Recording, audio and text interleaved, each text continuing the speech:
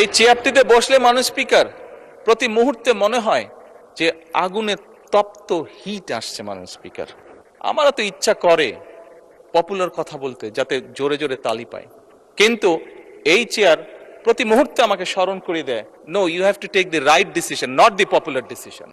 বিসমিল্লাহির রহমানির রহিম। ধন্যবাদ মাননীয় স্পিকার। প্রথমে আমি আল্লাহ রাব্বুল আলামিনের কাছে অশেষ শুকরিয়া আদায় করছি, কারণ আল্লাহ রাব্বুল আলামিন আজকে আমাদেরকে এই তৌফিক দিয়েছেন। মাননীয় স্পিকার, আপনি এবং আমরা সহ আজ আমরা একটি ফ্যাসিবাদ মুক্ত পরিবেশে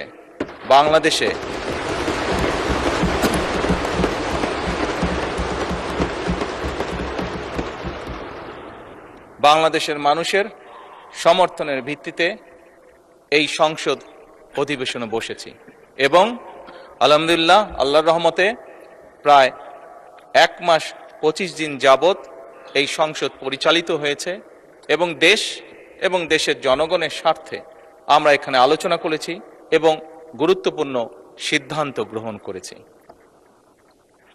মাননীয় স্পিকার, বক্তব্যের শুরুতেই আমি শ্রদ্ধার সঙ্গে স্মরণ করতে চাই 1971 সালে স্বাধীনতা যুদ্ধে এই দেশের স্বাধীনতা অর্জন করতে গিয়ে যে সকল শহীদ আত্মত্যাগ করেছেন, যে সকল মানুষ শহীদ হয়েছেন। আমি স্মরণ করতে চাই 1990 সালের স্বৈরাচার বিরোধী আন্দোলনে সকল রাজনৈতিক দলের, গণতান্ত্রিক রাজনৈতিক দলের যে সকল নেতাকর্মী শহীদ হয়েছেন। আমি স্মরণ করতে চাই 2013 সালের শাপলা চত্বরে যে সকল মানুষকে বর্বরভাবে হত্যা করা হয়েছে। আল্লাহর দরবারে প্রার্থনা করি আল্লাহ যাতে তাদেরকে শহীদি মৃত্যু দান করেন। মাননীয় স্পিকার, আমি স্মরণ করতে চাই 2009 সাল থেকে 2024 সালের 5ই আগস্ট পর্যন্ত এই দেশের মানুষের কথা বলার অধিকার, রাজনৈতিক অধিকার, অর্থনৈতিক স্বাধীনতা অধিকার যেটা ছিনিয়ে নেওয়া হয়েছিল, সেই অধিকার পুনঃপ্রতিষ্ঠার জন্য যে সকল মানুষ আত্মত্যাগ করেছেন প্রত্যেকটি মানুষকে আমি স্মরণ করতে চাই, তাদের আত্মার মাগফিরাত কামনা করতে চাই। একই সাথে এই দীর্ঘ 1 যুগেরও বেশি সময় ধরে সকল রাজনৈতিক দল যারা গণতন্ত্রে বিশ্বাসী, যারা রাজপথে থেকে দুর্বার প্রতিরোধ গড়ে তুলেছিল স্বৈরাচারের বিরুদ্ধে, এবং সেই রাজনৈতিক দলের যে সদস্যরা বিভিন্নভাবে আহত হয়েছে, তাদেরকে শ্রদ্ধার সঙ্গে আজকের এই সংসদ অধিবেশনে আমি স্মরণ করতে চাই। মাননীয় স্পিকার, আজকের এই সংসদ, মাননীয় সম্মানিত বিরোধী দলীয় নেতা সঠিকভাবেই বলেছেন যে আজকের এই সংসদের দিকে সমগ্র বাংলাদেশ তাকিয়ে আছে। এই সংসদের দিকে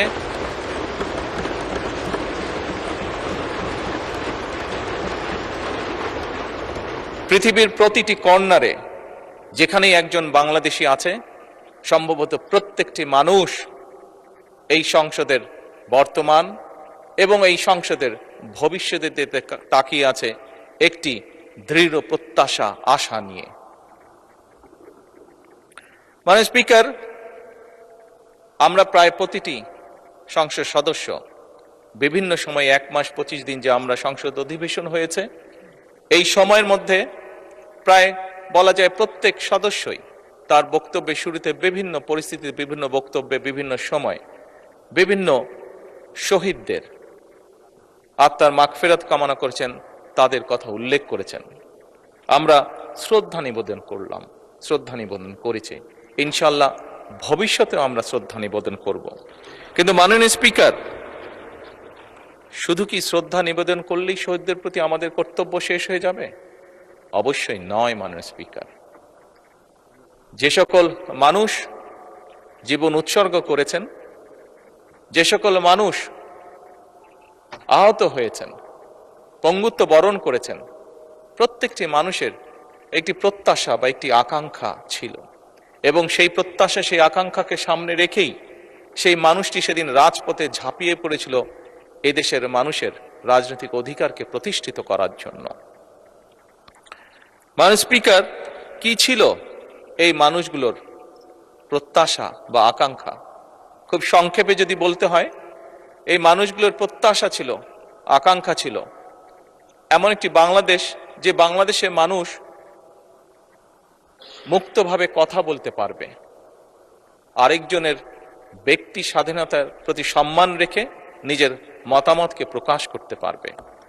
এই মানুষগুলির প্রত্যাশা ছিল এমন একটি বাংলাদেশ যেখানে তারা তাদের যোগ্যতা অনুযায়ী তারা তাদের কর্মসংস্থানের ব্যবস্থা করতে পারবে, তাদের জীবন পরিচালনা করতে পারবে। এই রকম প্রত্যাশাগুলো ছিল। মাননীয় স্পিকার, আমি আবারও বিরোধী দলীয় নেতার সাথে একমত প্রকাশ করছি। উনি উল্লেখ করেছেন ওনার বাবা একজন কৃষক ছিলেন এবং কৃষক থাকাকালীন অবস্থায় কি এরকম সমস্যা ফেস করেছেন এই দেশের কৃষক, সেটি সেই সময় হোক, এটি বর্তমান সময় হোক। মাননীয় স্পিকার, এই সকল বিষয়গুলো ওনারা যেমন দেখেছেন, এই সকল বিষয়গুলো আমরা এখানে উপস্থিত প্রত্যেকটি মানুষ, প্রত্যেকটি সংসদ সদস্য আমরা দেখেছি। আমাদের পরিবারে বর্তমানেও কেউ না কেউ প্রত্যক্ষ পরোক্ষভাবে কৃষির সাথে জড়িত। আমরা যে গিয়েছি 12 তারিখের নির্বাচন, আমরা 12ই ফেব্রুয়ারি নির্বাচন হোক, 1991 সালে নির্বাচন হোক, 2001 সালে নির্বাচন হোক, 1996 সালে নির্বাচন হোক, প্রতিটি নির্বাচনে এখানে উপস্থিত প্রত্যেকটি মানুষ আমরা গ্রামে গিয়েছি, খেতে গিয়েছি, কৃষকের কাছে ভোট চেয়েছি, কৃষাণীর কাছে ভোট চেয়েছি, সকল প্রকার মানুষের কাছে আমরা ভোট চেয়েছি। আমরা জানি আমাদের কৃষক ভাইদের কি অবস্থা। মাননীয় বিরোধী দলের নেতাকে আশ্বস্ত করে বলতে চাই, কৃষকদের এই সমস্যা থেকে বের করে আনার জন্যই আমরা আমাদের ম্যানিফেস্টোতে কৃষক কার্ড রেখেছিলাম। মাননীয় স্পিকার,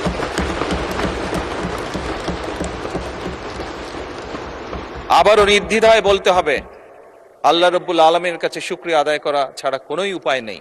আল্লাহর রহমত ছিল বলেই বাংলাদেশের মানুষের সমর্থন নিয়ে আমরা সরকার গঠন করার পরে দ্রুততার সাথে আমরা চেষ্টা করেছি সেই কৃষক ভাইদের পাশে দাঁড়ানোর জন্য। আজকে হ্যাঁ, মাননীয় স্পিকার, হয়তো অনেকেই বলতে পারে যে কয়জনকে আপনারা দিয়েছেন কৃষক কার্ড। আমরা দেওয়া শুরু করেছি মাননীয় স্পিকার, পর্যায়ক্রমিকভাবে। আমরা কৃষক বলতে যাদেরকে বোঝায় তাদের কাছে ধীরে ধীরে আমরা পৌঁছাবো। এবং শুধু কৃষক বলতে সাধারণত আমরা যে বুঝি যে মানুষগুলো, শুধু তাই নয়, যে ধান ফলায় শুধু সেই কৃষকই নয়, যে ধান ফলায়, যে মৎস্য চাষ করে, যে গবাদি পশু চাষ করে, প্রত্যেক ধরনের কৃষকের কাছে আমরা পৌঁছতে চাই। এবং এটাই বলতে পারি, আমরা মাননীয় স্পিকার শুরু করেছি, আল্লাহর রহমতে আমরা এই কাজটি শুরু করেছি। কৃষকের ভাগ্য পরিবর্তনের কাজ আমরা শুরু করেছি, এই সংসদে নির্বাচিত প্রতিনিধিরা শুরু করেছে। এবং একটু আগে বিরোধী দলের নেতা ওই গ্যালারি দেখিয়ে বললেন যে ওখানে ভবিষ্যৎ প্রজন্ম যারা বসে আছে, ইনশাল্লাহ তারা সেই কাজটিকে এগিয়ে নিয়ে যাবে এই কৃষকদের ভাগ্য পরিবর্তন করার জন্য। মাননীয় স্পিকার, খুব সঠিকভাবে বিরোধী দলের নেতা বলেছেন এই দেশের শিক্ষা অঙ্গন বা ছাত্রদের কথা। মাননীয় স্পিকার, আমরা অবশ্যই চাই না যে আমাদের যে শিক্ষা অঙ্গনগুলোর যে অবস্থা, শিক্ষার্থীদের যে অবস্থা, সেটি এরকম থাকুক, সেটি অবশ্যই পরিবর্তিত হোক। মাননীয় বিরোধী দলীয় নেতার এক সন্তান ব্রিটেনে থাকেন। যেভাবেই হোক রাজনৈতিক কারণে বহু বছর আমাকেও ব্রিটেনে থাকতে হয়েছিল। আমি দেখেছি সেই দেশের স্কুলগুলি কেমন। যখন স্কুলগুলো দেখতাম, সেই দেশের স্কুলের বাচ্চাদেরকে দেখতাম, এই বাংলাদেশের একজন নাগরিক হিসাবে রাজনীতির সাথে জড়িত আছি বলেই খুব স্বাভাবিকভাবেই মনে হতো, আহা, আমার দেশের স্কুলগুলো কেন এমন হতে পারে না।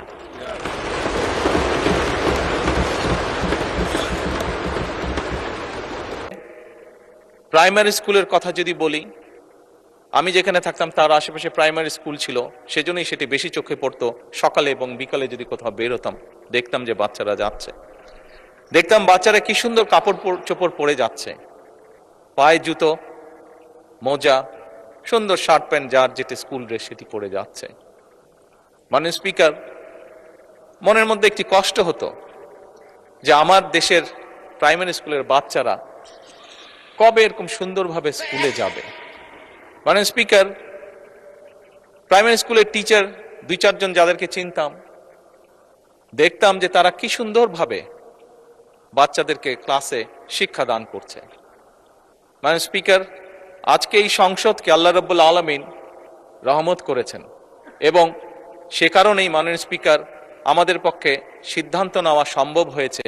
আমরা সেদিন যেই প্রত্যাশাটি, মনের মধ্যে যে আশাটি ছিল, আল্লাহ চান তো এই আশা আমরা ইনশাল্লাহ পূরণ করতে পারবো। সেজন্যই এই সংসদে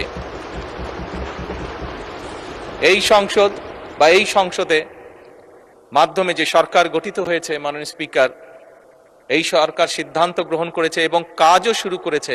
আমরা ইনশাল্লাহ আগামী জুলাই মাস থেকে পর্যায়ক্রমিকভাবে ধীরে ধীরে প্রাইমারি স্কুলের বাচ্চাদেরকে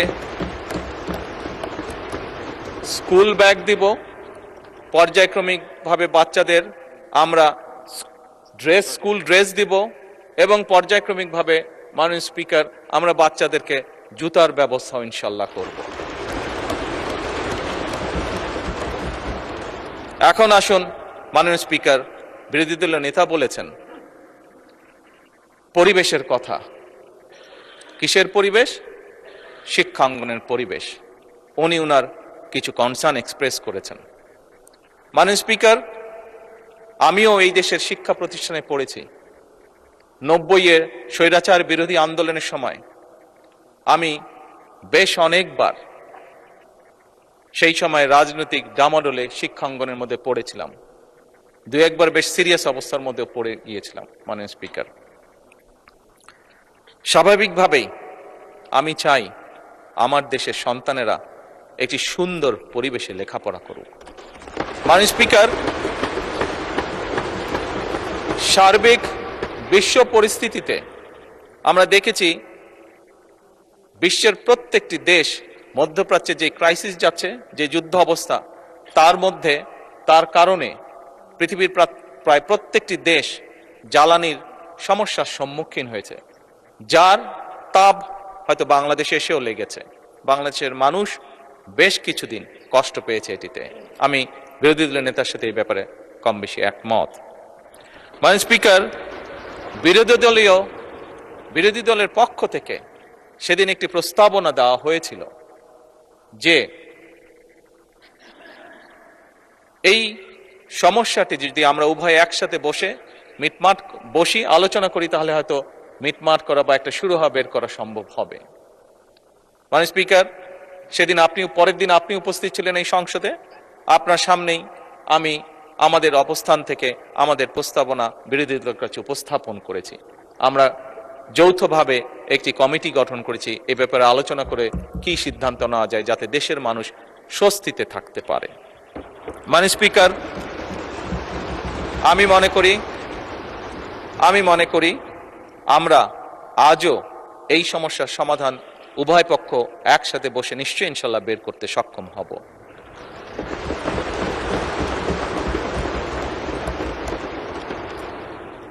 মাননীয় স্পিকার,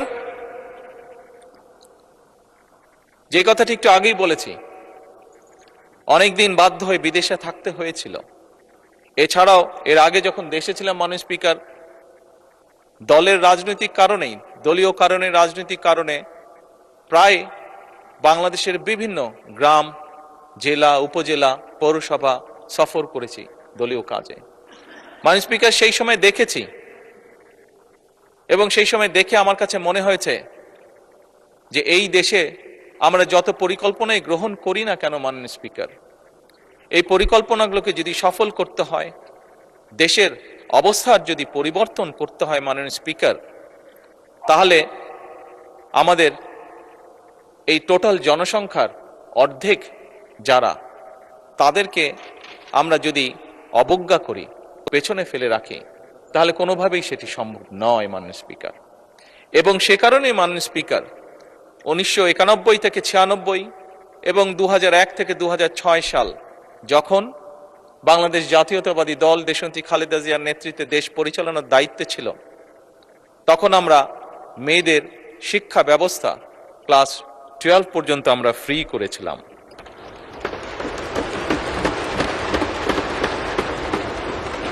মাননীয় স্পিকার,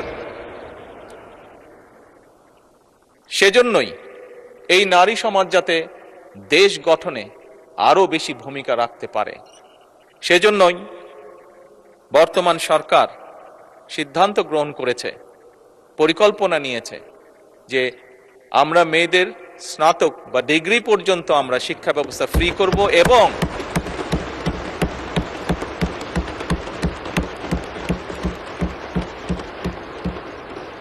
মাননীয় স্পিকার, যারা ভালো রেজাল্ট করবে, যে সকল মেয়েরা ভালো রেজাল্ট করবে, তাদেরকে আমরা উপবৃত্তির ব্যবস্থা করব ইনশাআল্লাহ সরকার থেকে।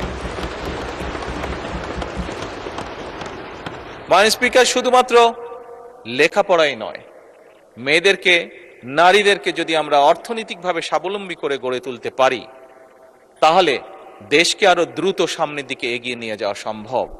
এবং এইটি করার লক্ষ্যেই আমরা ফ্যামিলি কার্ড নামে একটি কার্ড, এটার প্রতিশ্রুতি আমরা নির্বাচনের আগে দেশের জনগণের কাছে দিয়েছিলাম। আবারও আল্লাহর কাছে অশেষ শুকরিয়া আদায় করি, আল্লাহর রহমতে এই ফ্যামিলি কার্ড যেটি আমরা প্রতিশ্রুতি দিয়েছিলাম, সেটিরও বাস্তবায়নের কাজ আমরা শুরু করেছি। এবং এই সংসদেই মাননীয় স্পিকার, দুদিন আগে আমাদের তরুণ সদস্য জনাব হাসনাত আমাকে ফ্যামিলি কার্ড নিয়ে একটি প্রশ্ন করেছিলেন যে এই ফ্যামিলি কার্ড কিভাবে কন্ট্রিবিউট করতে পারে দেশের ইকোনমিতে।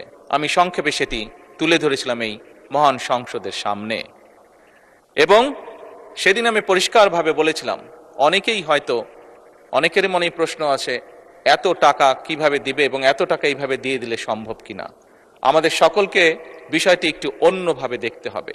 যেই টাকাটি আমরা ফ্যামিলি কার্ডের মাধ্যমে দিচ্ছি, এটি ইনভেস্টমেন্ট হিসেবে দেখতে হবে, এবং আপনি যখন ইনভেস্ট করবেন রিটার্ন অবশ্যই আসবে।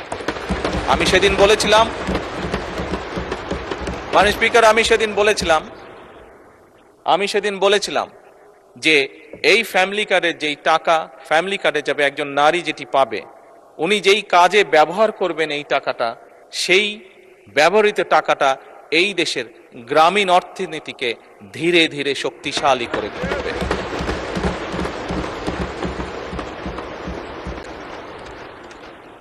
মাননীয় স্পিকার, মাননীয় বিরোধী দলীয় নেতা ওনার নির্বাচনী এলাকা সম্পর্কে একটি কথা বলেছেন, বেশ কিছু বিবরণ দিয়েছেন। এই সংসদে আজকে দাঁড়িয়ে আমি আমার অবস্থান থেকে পরিষ্কারভাবে বলতে চাই, অনুরোধ জানাবো মাননীয় বিরোধী দলীয় নেতাকে, মাননীয় বিরোধী দলীয় নেতা, আমি যে মন্ত্রণালয়ের অধীন কাজ, আমার পাশেই সেই মিনিস্টার সাহেব বসে আছেন। প্রোটোকল হিসাবে মিনিস্টার সাহেবকে আমি এরই ভিতরে নির্দেশনা দিয়েছি যে আপনার কাজগুলো উনি দেখবেন, এবং তার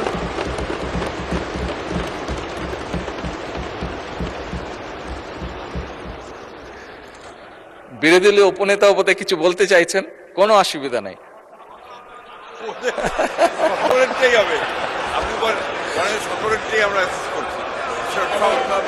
মাননীয় স্পিকার, যে এক মিনিট, একটু আগে ফরিদপুরে 1 আসনের সংসদ সদস্য এসেছিলেন, উনিও কিছু কথা আমাকে বলেছেন। মাননীয় স্পিকার, আমি প্রথমেই বলেছি, এই সংসদ বাংলাদেশের মানুষের জন্য, এই সংসদ বাংলাদেশের জন্য।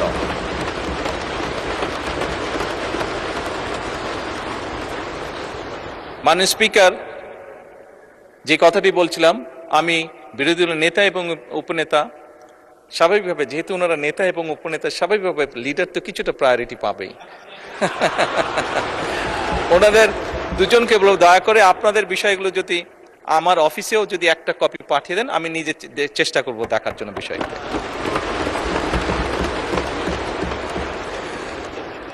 মাননীয় স্পিকার,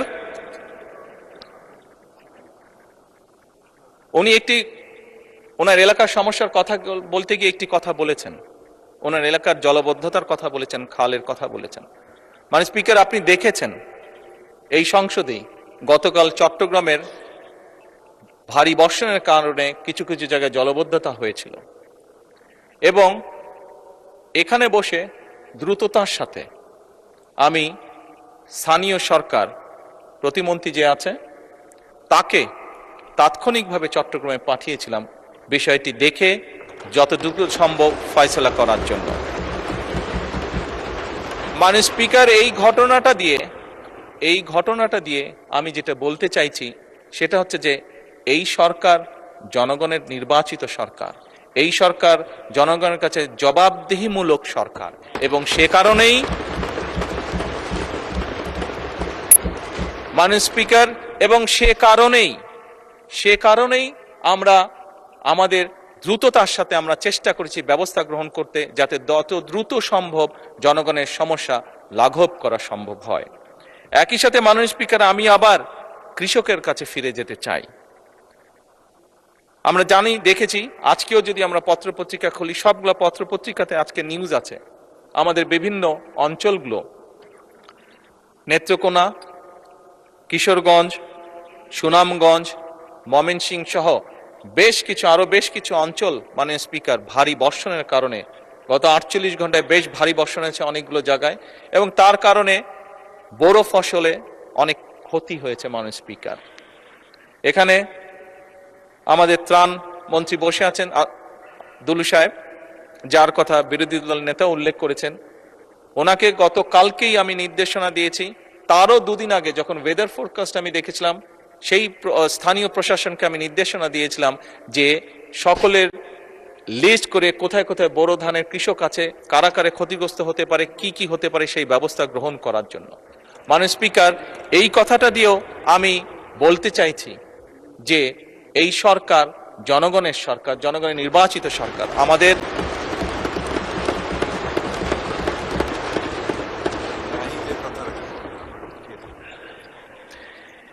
জনগণের নির্বাচিত সরকার, এবং আমাদের প্রথম দায়িত্বই হচ্ছে জনগণের দেখভাল করা। মাননীয় স্পিকার,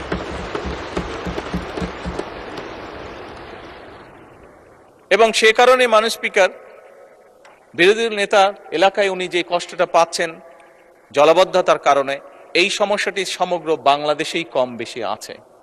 মাননীয় স্পিকার, বাংলাদেশে এরকম অনেক জায়গা আছে যেখানে বর্ষাকালেও কৃষকরা পানির কষ্ট ভোগ করে, যেখানে বর্ষাকালেও বিভিন্ন সময় সেচ ব্যবস্থা তারা দিতে পারে না, শুধুমাত্র সঠিকভাবে সেচের পানি তারা আনতে পারে না বলে। এবং সে কারণে মাননীয় স্পিকার, শহীদ রাষ্ট্রপতি জিয়াউর রহমানের সেই যুগান্তকারী খাল খনন কর্মসূচি আমরা আবারও শুরু করেছি।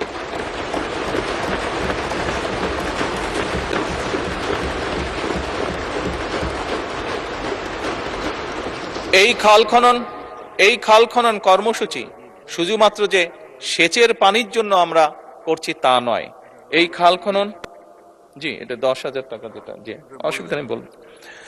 এই খাল খনন যে শুধুমাত্র সেচের পানির জন্য আমরা ব্যবস্থা করছি তার জন্য নয়। মাননীয় স্পিকার, 20 কোটি মানুষের দেশ, বহু জায়গায় আপনি গ্রামের সন্তান। মাননীয় স্পিকার, আপনি দেখেছেন আপনার এলাকাতেও, আমরা সবাই জানি কম বেশি আমাদের প্রত্যেকের এলাকাতে গ্রামে কৃষকরা ডিপ টিউবওয়েল ব্যবহার করছেন।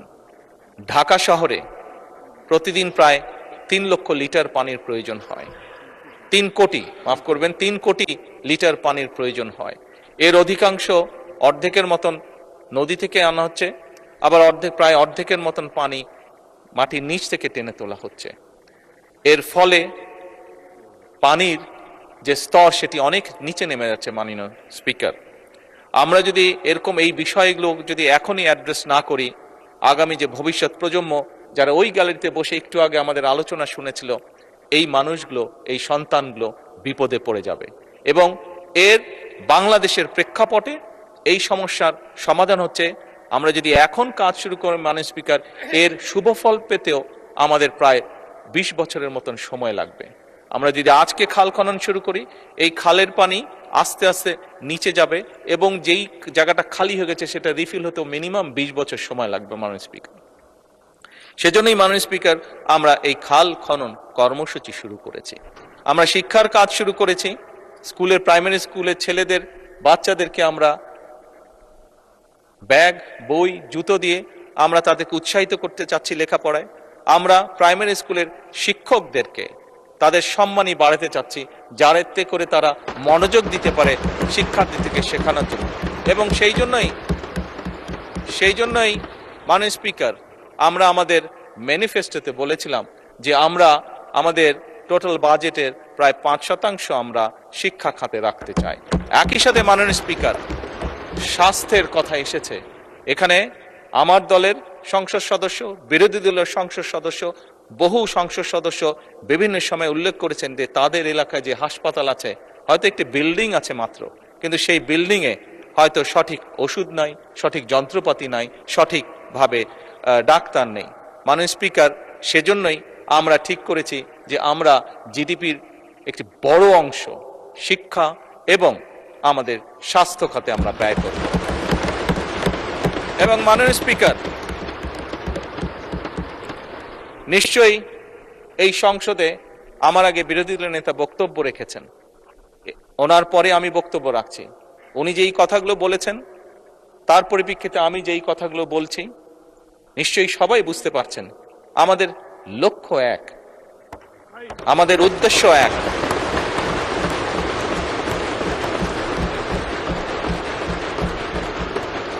আমাদের গন্তব্য এক। লক্ষ্য কি? লক্ষ্য হচ্ছে বাংলাদেশের মানুষ। উদ্দেশ্য কি? উদ্দেশ্য হচ্ছে একটি সমৃদ্ধশালী বাংলাদেশ। গন্তব্য কি? গন্তব্য কি? একটি স্বনির্ভর, নিরাপদ, আত্মনির্ভরশীল বাংলাদেশ।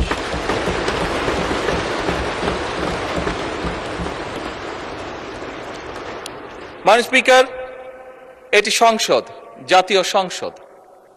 মাননীয় বিরোধী দলের নেতা বলেছেন আমরা এগ্রি করছি ডিসএগ্রিমেন্টের জন্য। Agree to disagree. মাননীয় স্পিকার, পৃথিবীর তাবৎ দেশ যারা গণতন্ত্রের চর্চা করে, প্রত্যেকটি পার্লামেন্টেই এটি একটি স্বীকৃত বিষয়।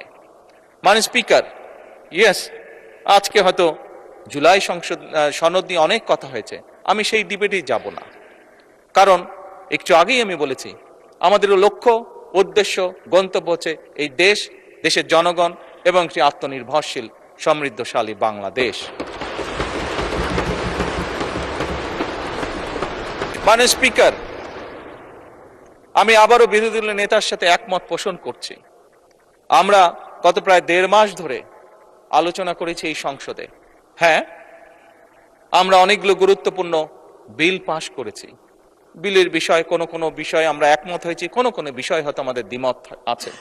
মাননীয় স্পিকার, পরিষ্কারভাবে আমার দলের অবস্থান থেকে আমি বলতে চাই যে সকল বিষয়ে আমাদের দ্বিমত রয়েছে আমরা বিরোধী দলের সদস্যদের সাথে বসবো, আলোচনা করব, দেশের স্বার্থে আমরা সমাধান বের করব।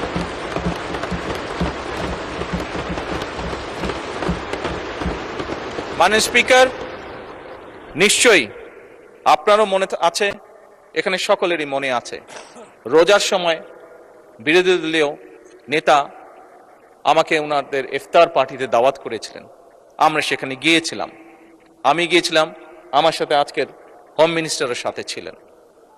আমরা সেখানে ওনাদেরকে প্রস্তাব দিয়েছিলাম যে ডেপুটি স্পিকারের প্রস্তাব নিই, যে ওটা ওনাদের দলীয় সিদ্ধান্তের কারণে ওনারা সেটা গ্রহণ করেন, সেটা ওনাদের পলিসির ব্যাপার। কিন্তু আমরা ওনাদেরকে প্রস্তাব দিয়েছিলাম যে আমরা চাই যে ডেপুটি স্পিকার আমরা ওনাদের কাছ থেকে চেয়েছিলাম। মাননীয় স্পিকার, আজকে আবারও পরিষ্কারভাবে আমি বলতে চাই, এই প্রস্তাবটি মাননীয় বিরোধী দলের নেতা এবং মাননীয় বিরোধী দলের সদস্যবৃন্দ, আমাদের এই প্রস্তাবটি এখনো ওপেন আছে। আমরা এখনো এই প্রস্তাবটি ওপেন রেখেছি। এই প্রস্তাবটি এই প্রস্তাবটি দেওয়ার মাধ্যমে আবারও আমরা আমাদের পরিষ্কার ইন্টেনশন বোঝানোর চেষ্টা করেছি। যেভাবে ঠিক বিরোধী দলের নেতা সেদিন বলেছিলেন যে আসুন আমরা দুই দল মিলে যদি একসাথে একটি কমিটি গঠন করি, যেখানে জ্বালানির বিষয়ে যদি কোনো সমস্যা থেকে থাকে আমরা আলোচনা করে একটি সিদ্ধান্ত নিতে পারবো। ওনারা যেরকম ওনাদের ইন্টেনশন দেখিয়েছেন, আমরাও সেই সময় আমাদের ইন্টেনশন পরিষ্কারভাবে তুলে ধরেছি। একইভাবে মাননীয় স্পিকার, এই সংসদ অধিবেশন শুরুর আগে আমি ওনার বাসায় গিয়েছিলাম। ওনার বাসায় গিয়ে দেশ পরিচালনা করার জন্য ওনাদের সহযোগিতা আমি চেয়ে এসেছিলাম। একইভাবে আমি নাহিদ ইসলামেরও বাসায় গিয়েছিলাম। এনসিপির কাছে আমি বলেছিলাম দেশ পরিচালনায় আপনাদেরও সহযোগিতা প্রয়োজন। মাননীয় স্পিকার,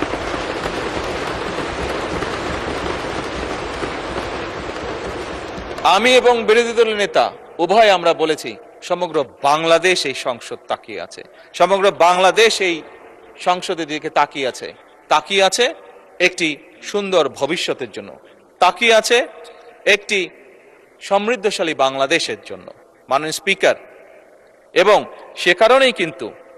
সে কারণেই আমরা মনে করি এটি হয়তো বোঝার ভুল হতে পারে বা দেখার ভুল হতে পারে, হতেই পারে, মানুষ মাত্র ভুল হতেই পারে, কিন্তু আমাদের পক্ষ থেকে, সরকারের পক্ষ থেকে মাননীয় স্পিকার, আমি বলেছি, আমি বলবো এবং বলছি, ইনশাআল্লাহ ভবিষ্যতেও বলবো, এখনো বর্তমানেও বলছি, আমরা চাই আমরা একসাথে কাজ করব। কাজ করতে গেলে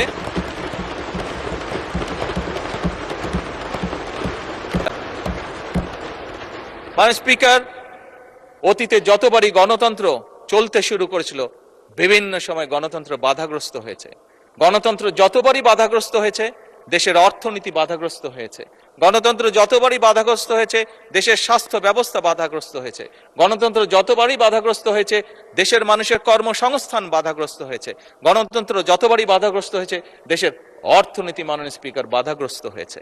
কাজেই এই মুহূর্তে আমরা সকলে যদি গিয়ে একটি সাধারণ মানুষকে জিজ্ঞেস করেছি তুমি কি চাও, আমি বিশ্বাস করি একজন সাধারণ মানুষ বলবে আমরা শান্তি চাই। একজন সাধারণ মানুষ বলবে আমরা নিরাপদ রাস্তা চাই। একজন সাধারণ মানুষ বলবে আমি আমার লেখাপড়া শেষ করে আমি একটি কর্মসংস্থান চাই। একজন গৃহিণী বা একজন নারী বলবে আমি নিরাপদে রাস্তায় যেতে চাই। মাননীয় স্পিকার, আজকে আমরা ইতিহাস নিয়ে হয়তো অনেক ডিবেট করেছি, কিন্তু মাননীয় স্পিকার, আমাদের এই ইতিহাসের ডিবেট সেই হামে অসুস্থ বাচ্চার মার মন কি শান্ত করতে পারবে? পারবে না। তার জন্য তো মাননীয় স্পিকার,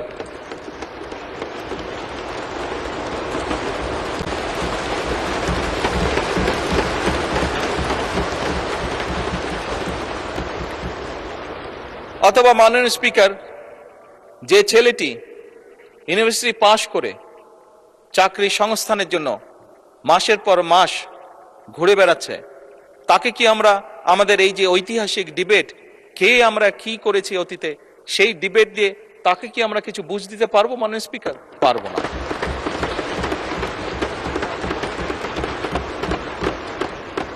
মাননীয় স্পিকার, আমি একটু আগেই বলেছি যে বোরো ধানের এই যে যেখানে অতিবৃষ্টি হয়েছে সেখানে যেই ফসল কৃষকরা ক্ষতিগ্রস্ত হয়েছে তাদের কাছে যদি আমরা আমাদের এই মহান সংসদের মূল্যবান ঐতিহাসিক ডিবেট উপস্থাপন করি, সে যে ফসল হানির যে কষ্ট, সেই কষ্ট কি তার লাঘব করা সম্ভব হবে যদি তার জন্য আমরা কোন একটি ব্যবস্থা করতে না পারি যে আগামী 3 মাস সে কি খাবে?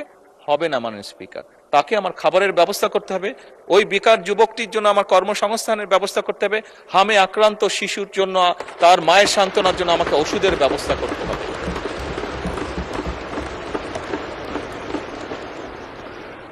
মাননীয় স্পিকার, আমার কাছে একজন রাজনীতিবিদ হিসাবে মনে হয় খুব সম্ভবত বাংলাদেশের মানুষ যত না রাজনৈতিক ডিবেট চায়, যত না রাজনৈতিক বিভিন্ন বক্তব্য চায়, তার থেকে তারা তাদের সমস্যার সমাধান চায়। মাননীয় স্পিকার, আজকে এই মুহূর্তে মাননীয় স্পিকার, আমার দলের সদস্যরা এবং ক্ষেত্র বিশেষ আমি দেখছি বিরোধী দলের বন্ধুরাও আমার কিছু কিছু কথায় টেবিল থাপড়াচ্ছেন। মাননীয় স্পিকার, এই যে চেয়ারটা আপনি দেখছেন, এই চেয়ারে আমি এখানে বসছি আপনার সামনে মাননীয় স্পিকার, এই চেয়ারটি খুব কঠিন একটি চেয়ার মাননীয় স্পিকার। এই চেয়ারটি দেখলে মনে হয় বসতে খুব আরাম, আসলে মাননীয় স্পিকার মোটেও আরামের না।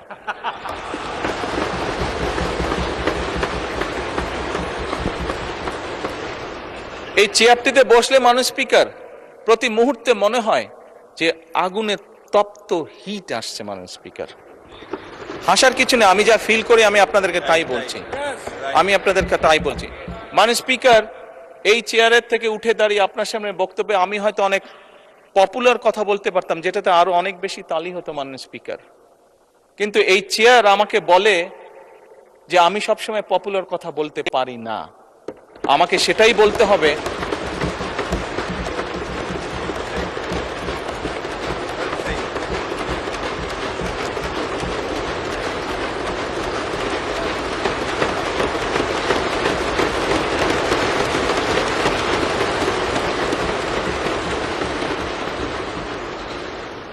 মাননীয় স্পিকার, একজন রাজনীতিবিদ হিসাবে আমারও তো ইচ্ছা করে পপুলার কথা বলতে, যাতে জোরে জোরে তালি পায়, কিন্তু এই চেয়ার প্রতি মুহূর্তে আমাকে স্মরণ করে দেয়, no, you have to take the right decision, not the popular decision.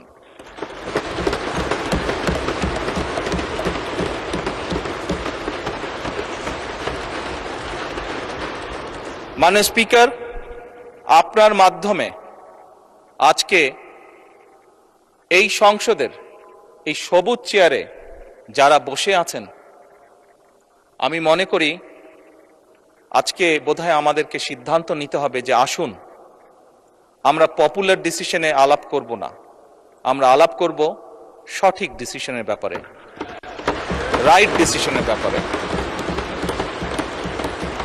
মাননীয় স্পিকার, আজকে এই সংসদ অধিবেশনের শেষ দিন, আজকে অধিবেশন শেষ হয়ে যাবে।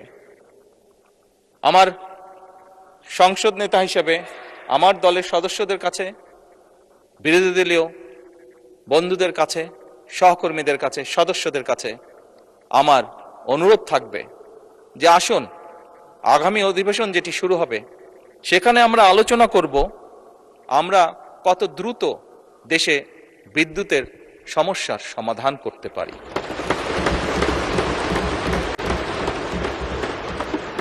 মাননীয় স্পিকার, আমরা আলাপ করতে চাই, আমি আলাপ করতে চাই আগামী সংসদে কত দ্রুত আমরা কত বেশি সংখ্যক মানুষের কর্মসংস্থান দেশেই হোক বিদেশি হোক তৈরি করতে পারি।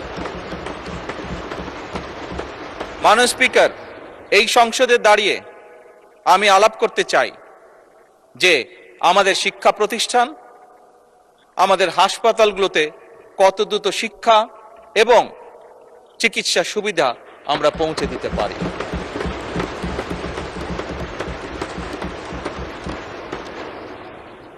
মাননীয় স্পিকার, দিনের কার্যবিধিতে আপনি যখন শুরু করেন বিভিন্ন সময় বিভিন্ন সংসদ সদস্য বলে ওঠেন তার এলাকায় রাস্তা লাগবে, তার এলাকায় ব্রিজ লাগবে, কারো এলাকায় কালভার্ট লাগবে, স্বয়ং বিরোধী দলীয় নেতা ওনার এলাকার সমস্যার কথা বলেছেন। মাননীয় স্পিকার, আমরা যদি দেশের পরিস্থিতি স্থিতিশীল রাখতে না পারি, দেশে আমরা যদি অর্থনৈতিকভাবে শক্তিশালী করতে না পারি, মাননীয় স্পিকার, বর্তমান প্রেক্ষাপটে যেখানে 30 লক্ষ কোটি টাকার ঋণ নিয়ে এই সংসদ দেশ পরিচালনা শুরু করেছে, সেই দেশকে আমরা এগিয়ে নিতে পারবো না। আমরা যদি একটি স্টেবল গভর্নমেন্ট রাখি, আমরা যদি একটি স্টেবল পার্লামেন্ট এনশিওর করতে না পারি, মাননীয় স্পিকার, আমরা কোনোভাবেই এই দেশকে সামনে নিয়ে যেতে পারবো না। মাননীয় স্পিকার, এই দেশকে যদি সামনে নিতে হয় তাহলে অবশ্যই আমাদের উভয় পক্ষকে একসাথে কাজ করতে হবে। হ্যাঁ, বাংলাদেশে আইটি শিল্পের বিকাশ কিভাবে হবে এ ব্যাপারে হয়তো আমাদের মধ্যে ডিবেট হতে পারে, এ ব্যাপারে আমাদের মধ্যে দ্বিমত থাকতে পারে, কিন্তু বাংলাদেশের আইটি শিল্পের বহিঃপ্রকাশ হতে হবে, এ ব্যাপারে আমাদের মধ্যে নিশ্চয়ই কোনো ডিবেট নেই। মাননীয় স্পিকার, সেজন্যই আসুন আজকে আমরা সিদ্ধান্ত গ্রহণ করি যে আমাদের আলোচনার বিষয়বস্তু হবে এই দেশের মানুষের ভাগ্যের পরিবর্তন। আমাদের আলোচনার বিষয়বস্তু হবে আমাদের আলোচনার স্পিকার আমাদের আলোচনার বিষয়বস্তু হবে যে আমরা অন্য দেশের উদাহরণ দেব না, বরং আমাদের দেশকে আমরা সামনে এগিয়ে নিয়ে যাব। স্পিকার 1971 সালে এই দেশ যখন স্বাধীন হয়েছে, এই মুহূর্তে আমরা বিভিন্ন বিবেচনায় আমাদের দেশকে যদি স্ট্যান্ডার্ডে ধরি, আমাদের মতন অনেকগুলো দেশ ছিল যারা হয়তো 1972-73 সালে স্বাধীন হয়েছে, তারা আমাদের থেকে এগিয়ে গিয়েছে। স্পিকার আমরা পারিনি কেন? বিকজ বিভিন্নভাবে এই দেশকে, একটু আগেই যেটা বলেছি স্পিকার, বাধাগ্রস্ত করা হয়েছে গণতন্ত্রকে। স্পিকার গণতন্ত্র বাধাগ্রস্ত যদি হয়, গণতন্ত্র প্রতিবার বাধাগ্রস্ত হলে অর্থনীতি, শিক্ষা, স্বাস্থ্য সবকিছু বাধাগ্রস্ত হবে। কাজেই মাননীয় স্পিকার, আপনার মাধ্যমে আমি বিরোধী দলীয় সহকর্মীদের কাছে আহ্বান জানাতে চাই, আসুন আমরা ডিবেট করব, আমরা বিতর্ক করব, আমরা আলাপ করব, আমরা আলোচনা করব, আমরা বসবো, কথা বলবো, কিন্তু কোনোভাবেই এই সংসদকে ব্যর্থ হতে দেওয়া যাবে না।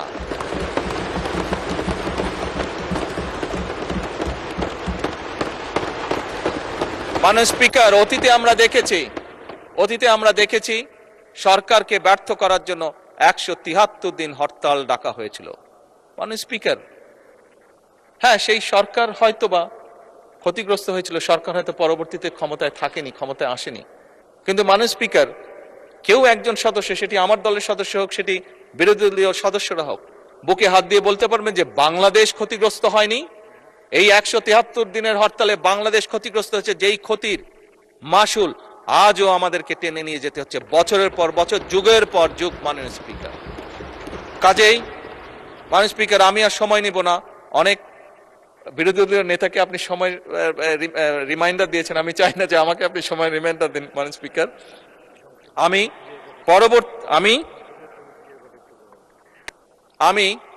বিরোধী দলীয় নেতার সাথে একমত হয়েই বলতে চাই যে কথাটি কয়েকবার আমি রিপিট করেছি, আবারও আমি রিপিট করতে চাই, কারণ আমি মনে করি এটা উনি একটি ইম্পর্টেন্ট কথা বলেছেন যার সাথে আমি সম্পূর্ণভাবে একমত।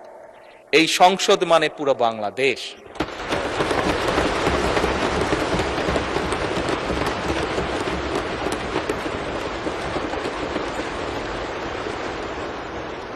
এই সংসদের সফলতা মানে ভবিষ্যৎ সমৃদ্ধ বাংলাদেশ। এবং স্পিকার এটি সংসদের রীতি, সংসদের নীতি। স্পিকার একটি দল সরকারে থাকবে, একটি দল বিরোধী দলে থাকবে। সেই জন্যই আমি বারে বারে বলছি, এই সংসদের দ্বারা গঠিত সরকার। স্পিকার এই সরকারের টিকে থাকা, এই সরকারের সফলতা মানেই কিন্তু সমৃদ্ধির পথে এগিয়ে যাওয়া।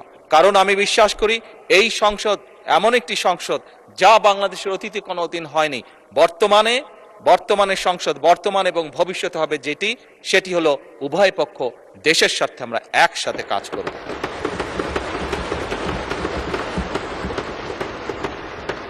স্পিকার আমরা উভয় পক্ষ আসুন কেউ কাউকে ব্যর্থ করতে চাইব না, কারণ আপনি এবং আমি, আপনারা এবং আমরা মিলেই কিন্তু পূর্ণ সংসদ। আমরা মিলেই কিন্তু পূর্ণ সংসদ। কাজে আপনি ব্যর্থ হলে আমি ব্যর্থ, আমি ব্যর্থ হলে আপনি ব্যর্থ, এই কথাটি আমাদেরকে মনে রাখতে হবে। এবং আমরা যে কোনো একজন ব্যর্থ হলেই বাংলাদেশ ব্যর্থ হয়ে যাবে। আমরা কেউই এই সংসদের কোনো একজন সদস্য আমরা শয়নে স্বপ্নে কেউ ব্যর্থ বাংলাদেশ দেখতে চাই না। কারণ বর্তমান বাংলাদেশ ৭১-এর পরবর্তী বাংলাদেশ যেরকম শহীদের রক্তের উপরে দাঁড়িয়েছিল, বর্তমান বাংলাদেশ এবং বর্তমান সংসদ একইভাবে হাজারো শহীদের রক্তের উপরে দাঁড়িয়ে আছে।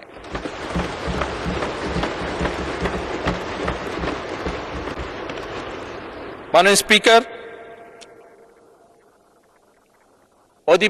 শেষ অধিবেশনের দিনে আমি এইটুক আমার অবস্থান থেকে আবার পরিষ্কার করে দিতে চাই, আমার সরকারের অবস্থান থেকে আবার পরিষ্কার করে দিতে চাই যে আমরা সব সময়, সকল সময় প্রস্তুত আছি বিরোধী দলের সদস্যদের সাথে বাংলাদেশের স্বার্থে, বাংলাদেশের মানুষের সাথে যে কোনো আলাপ আলোচনায় অংশগ্রহণ করার জন্য, এবং আলাপ আলোচনার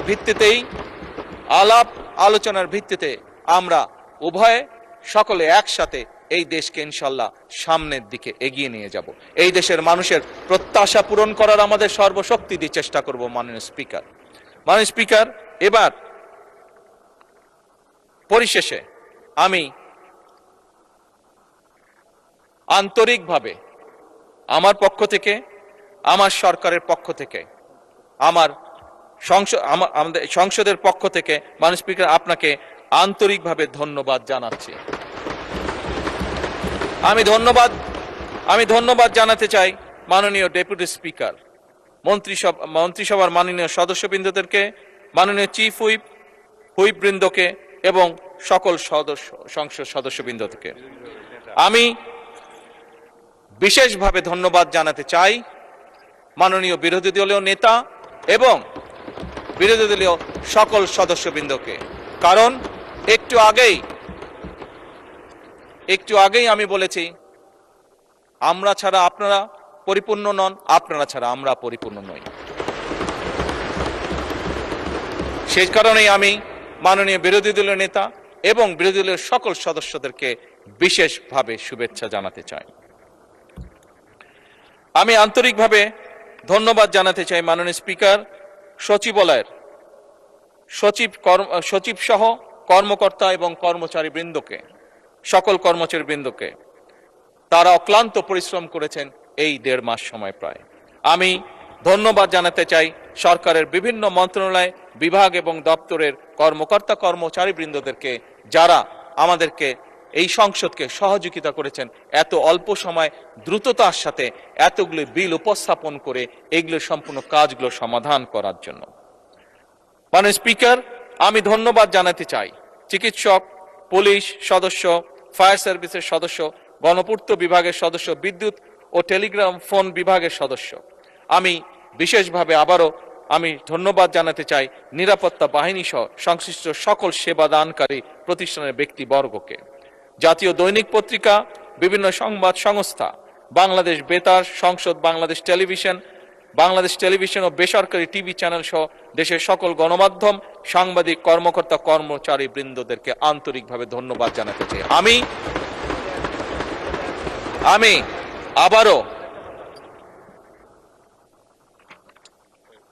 আমি আবারও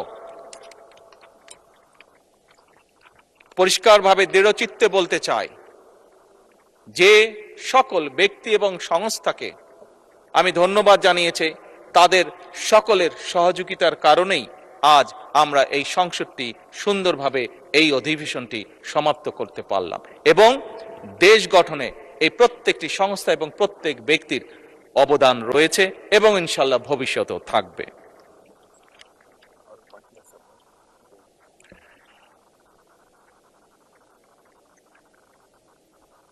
এটা তো বললাম।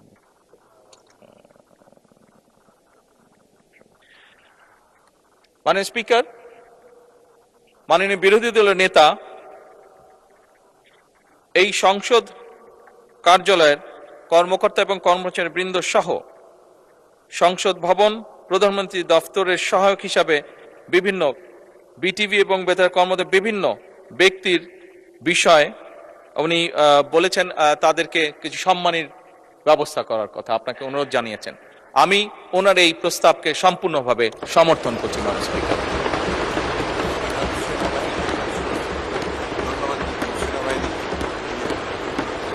মাননীয় স্পিকার,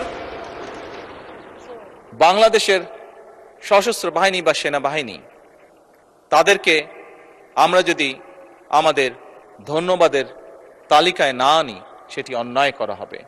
ফ্যাসিবাদের পলায়নের পরে মাননীয় স্পিকার, এই সশস্ত্র বাহিনী এবং সেনাবাহিনী তাদের সর্বোচ্চ দিয়ে চেষ্টা করেছে যে দেশকে একটি সুশৃঙ্খল অবস্থার মধ্যে রাখা,